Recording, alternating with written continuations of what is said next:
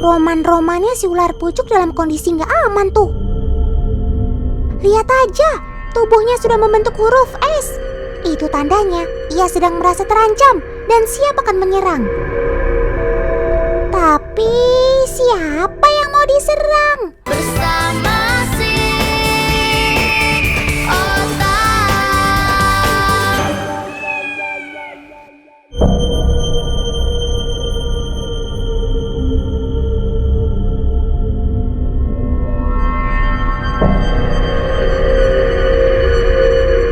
Siapa yang mau diserang? Walah, ini dia tamu tak diundangnya, si kameleon. Waduh, mana si bunglon satu ini baperan lagi. Sudah Sob, kamu jangan ikut-ikutan marah ya. Ayo cepat sembunyi Sob, Otan gak mau ada pertumpahan darah di sini. Wih, pinter banget taktik kamu. Senjata kamuflase ia keluarkan. Si ular jadi sulit melacaknya deh. Gak hanya itu teman, ia gunakan jurus mematung. Tiba-tiba si kameleon diam tidak bergerak di atas daun. Ternyata itu adalah salah satu jurus pertahanan diri Sobat Otan ini ketika merasa terancam.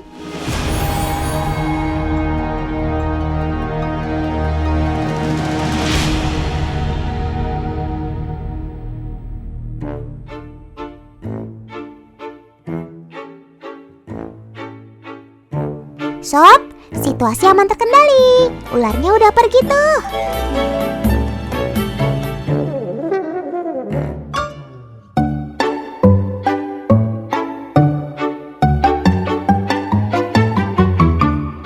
Teman, kameleon ini masih satu ordo dengan bunglon. Nah, Sobat Otan yang satu ini termasuk jenis field. Ciri khasnya berupa tudung yang melancip ke atas di bagian kepala. Oh iya, bagi kameleon jantan, tudung ini berfungsi untuk memikat si betina loh. Ya, semacam obat ganteng gitu teman. Prikitiu.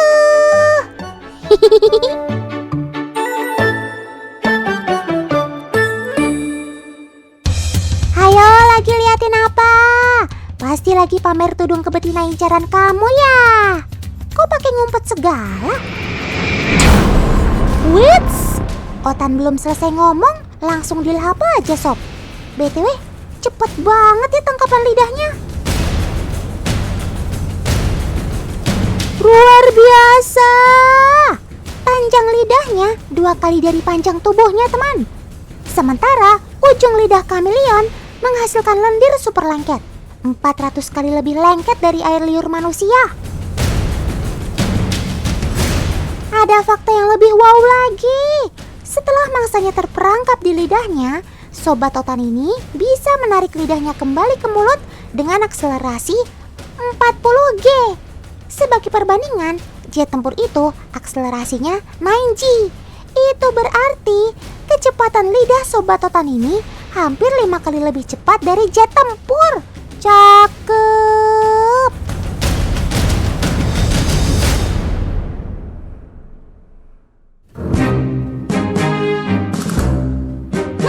Masih ada satu jurus lagi yang dimiliki kameleon dalam menangkap mangsanya. Ayo, ada yang tahu nggak? Yap, betul. Mata kameleon yang keren banget. Hewan arboreal ini memiliki mata yang dapat melihat 360 derajat.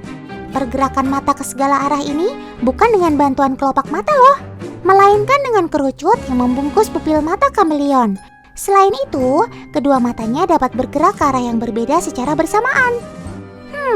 Ibaratnya nih, mata kamu mirip kamera CCTV ya Sob. Bukan cuma tubuhnya aja yang bisa berubah warna, tapi mata kameleon juga dapat melihat warna ultraviolet yang punya jarak pandang hingga 10 meter. Oh iya, mata kameleon juga mirip kamera yang bisa zoom in dan zoom out loh. Canggih banget ya. Kalau gini sih, kamu lolos jadi agen selanjutnya Sob.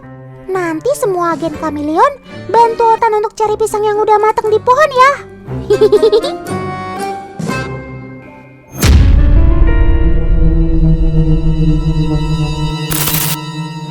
Astaga, jangan-jangan ini misteri penampakan piring terbang alias UFO. ada UFO, berarti akan muncul makhluk luar angkasa. Oh my god, tidak mungkin.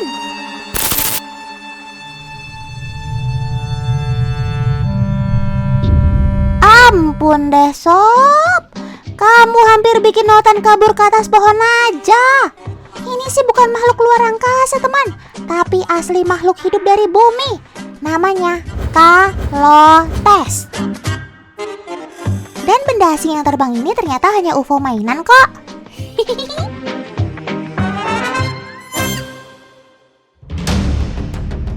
Konon, masuknya kalotes ke Indonesia mirip cerita fiksi alien yang datang untuk menjelajah bumi. Di alam, jumlah kalotes di Indonesia mulai menggeser dan mengusir keberadaan bunglon asli setempat. Penyebab hal ini terjadi adalah karena oknum-oknum tidak bertanggung jawab yang memelihara kalotes lalu melepas liarkan mereka. Karena kadal satu ini memang sudah kurang diminati masyarakat. Hasilnya, sobat Otan kalotes menjadi bunglon liar yang mengganggu habitat bunglon lokal.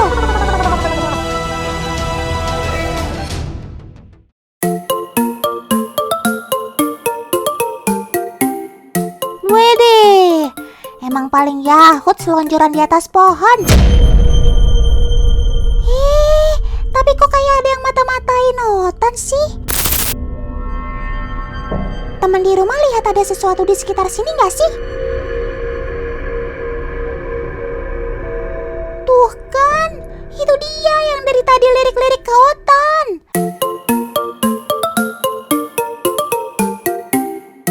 Warna coklat kayu kalotes memang sangat mirip dengan batang pohon teman. Untung kamu gak Otan dudukin sob. Permisi ya Tes, Otan numpang ngadem sebentar aja. Maklum teman, bunglon taman ini sangat teritorial. Bunglon yang diperkirakan berasal dari dataran Asia ini sangat mendominasi pohon sampai-sampai Otan udah jarang banget ketemu sama warga aslinya alias si bunglon surai. Hai sob, pohon ini kan tinggi dan cukup luas. Berbagi sedikit kek sama saudara-saudara kamu. Padahal kan berbagi itu indah ya teman.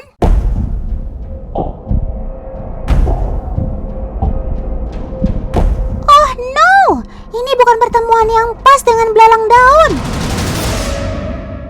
Lang. Sebaiknya kita pindah pohon aja yuk. Kayaknya pohon di sebelah sana lebih rindang deh buat kita kongko. Aduh, Otan kurang cepat untuk mengajak belalang pergi.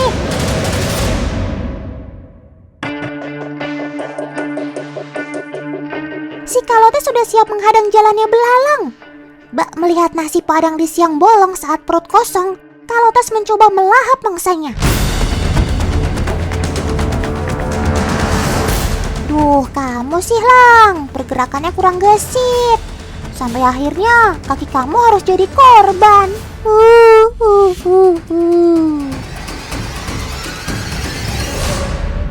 Teman, meskipun bunglon mempunyai gigi, tapi pemakan serangga ini lebih suka menelan mangsanya dengan utuh. Kalotes juga dikenal lebih ganas dibandingkan bunglon lokal.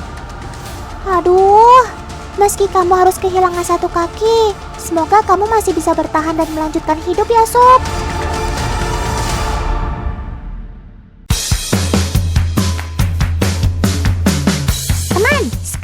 Unik mau kasih pembuktian sederhana ke teman di rumah.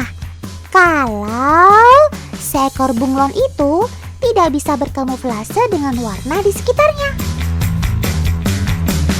Gak percaya? Simak bareng-bareng ya. Unik akan menaruh sobat Otan di atas pasir warna biru ini. Dan kita tunggu ya reaksi dari kulit bunglon ini. Tidak menunjukkan perubahan apapun teman. Kita coba sekali lagi ya dengan pasir berwarna pink. Hasilnya tetap sama loh. Warna kulit bunglon tidak berubah menjadi pink. Jadi intinya, bunglon tidak bisa berubah menjadi warna-warni sesuai dengan lingkungan. Bunglon hanya dapat menggelap dan menerangkan warna kulitnya saja. Catat loh ya.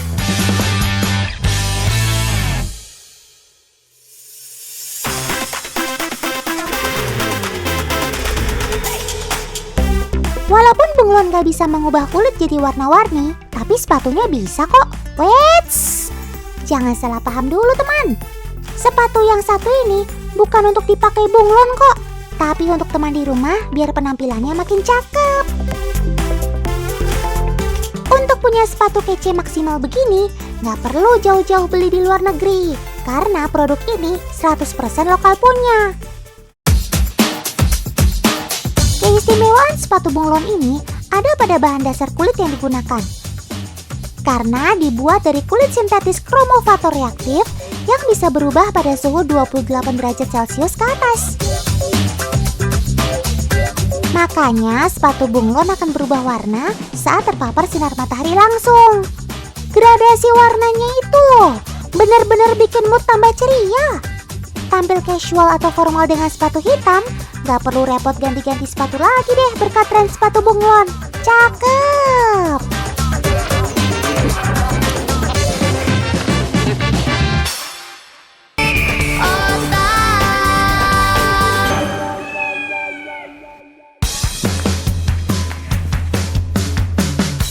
Yuhu! Sekarang Otan dan Kak Debbie lagi ada di peternakan sapi nih. Lihat deh sapi yang dibawa Kak Debbie. Gede banget ya. Tapi kok di sekelilingnya banyak banget mie yang lagi dijemur ya? Apa jangan-jangan Otan salah alamat nih? Aduh. Ternyata benar teman. Ini adalah pabrik mie letek yang terletak di Bantul, Yogyakarta, bukan peternakan sapi. Pabrik mie letek ini masih mempertahankan tenaga sapi untuk menggerakkan alat pengaduk adonan teman. Pengadukan secara tradisional ini dilestarikan karena hasil adonan mie jadi lebih kenyal dibanding menggunakan tenaga mesin. Dalam sehari, penggilingan adonan mie bisa berlangsung 6 kali teman. Seekor sapi mendapat 2 kali giliran shift untuk menggiling. Sapi akan memutari area lingkaran yang cukup luas, yaitu sekitar 9 meter persegi. Setiap harinya, ada 1 ton lebih adonan mie letek yang digiling oleh sapi-sapi di sini. Teman, sapi yang digunakan untuk menggiling adonan mie ini adalah sapi jenis ongol. Oh iya, ciri khas sapi ongol yaitu punya punuk di atas bahunya. Punuk Sobat Otan ini mengandung beberapa pembuluh darah yang dapat membantu metabolisme tubuhnya menjadi lebih cepat. Sapi ongol umumnya jenis sapi potong terbaik untuk daerah tropis. Sobat Otan ini dikenal juga punya tenaga yang kuat. Tapi Otan jadi penasaran deh, kira-kira kalau kita dorong alat giling ini dengan tenaga manusia, bisa nggak ya? Pertama kita uji coba kekuatan Kak Debbie dulu ya. Ayo Kak, coba dorong alat gilingnya. Jangan mau kalah sama si sapi ya. Ternyata alat giling tidak bergerak sama sekali teman. Walaupun sudah mencurahkan sekuat tenaga, tetap saja tidak dapat mengalahkan kekuatan si sapi. Loh, Kak Debbie nampaknya nggak mau kalah nih. Ia sampai memanggil bala bantuan. Oke deh Kak, kalau segini udah bisa belum dorongnya? Akhirnya, dengan tenaga 5 orang, alat giling ini bisa bergerak secara perlahan teman. Sudah terbayang kan sebesar apa tenaga sapi ongol ini? Cakep! Terdapat batu seukuran roda mobil dengan diameter 1,5 meter pada alat giling ini. Ditambah pula ada adonan mie di dalamnya. Dan si sapi bisa menggerakkan dengan mudah. Mantap sob!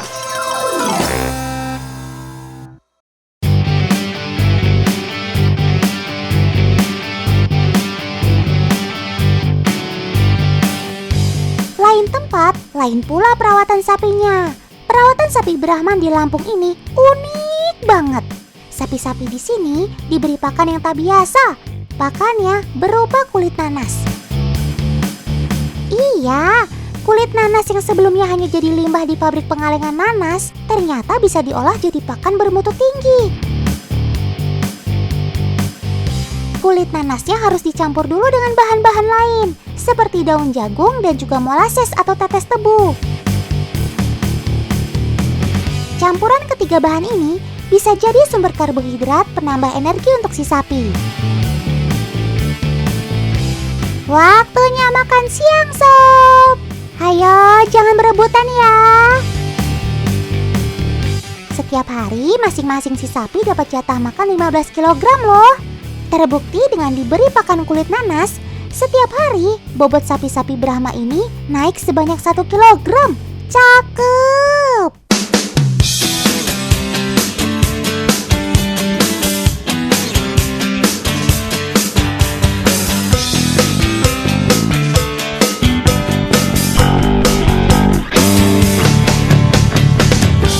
Wih, peternakan sapinya mantul. Eits, ini bukan di Selandia Baru ya, tapi di Padang Mangateh Payakumbuh, Sumatera Barat. Peternakan sapi di sini adalah yang terbesar se-Asia Tenggara loh. Dengan luas 250 hektar, bisa menampung lebih dari 1.500 ekor sapi. Cakep!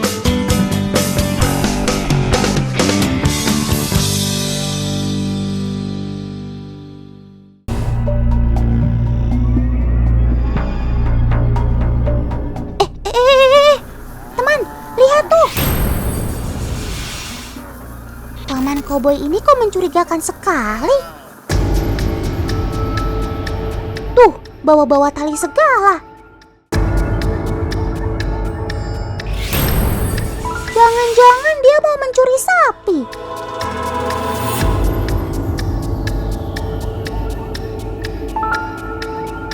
Tuh, bener kan dugaan Otan?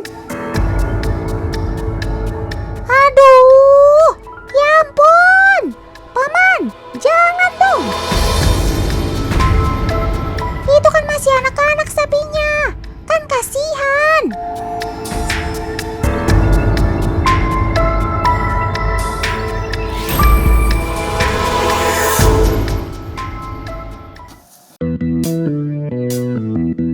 Walah, ternyata paman koboi ini lagi tagging toh, alias menandai si sapi.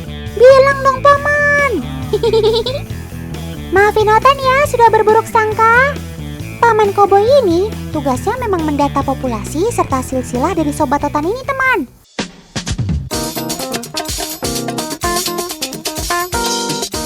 Loh, ada apaan nih rame-rame? Ternyata hari ini ada sobat Otan yang mau melahirkan. Tapi bukan dengan cara normal, tapi operasi sesar. Jadi butuh bantuan para tenaga medis deh.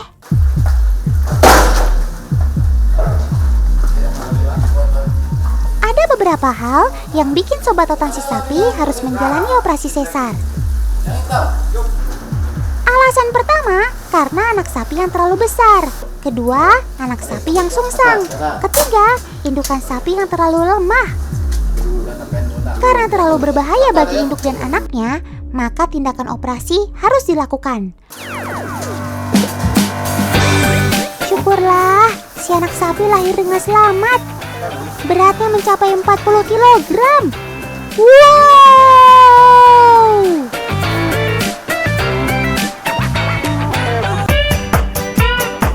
Bayi sapi yang baru lahir harus segera dipindahkan ke ruangan yang lebih hangat, teman. Jangan lupa, sisa air ketuban yang masih menempel harus dibersihkan. Untuk makanan pertama anak sapi ini adalah kolostrum, yaitu susu sapi pertama yang keluar dari induknya. Kolostrum sangat baik bagi sobat Otan ini teman, karena mengandung banyak gizi dan dapat meningkatkan imunitas.